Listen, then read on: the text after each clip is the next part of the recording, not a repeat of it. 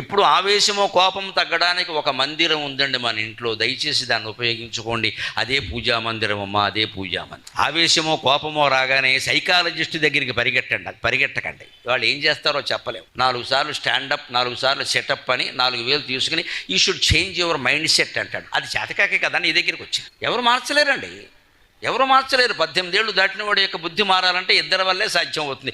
ఒకటి వాడే, 2 వాడిని పుట్టించిన దేవుడు, ఇంకెవడు లేడు ఇక్కడ. వినడు. నువ్వేం చెప్పినా ఒకటే ఉపదేశం దండగా, టైం వేస్ట్. ఆ ఉపదేశం బదులు ఉపనిషత్తు చదివి ప్రార్థన చేయండి.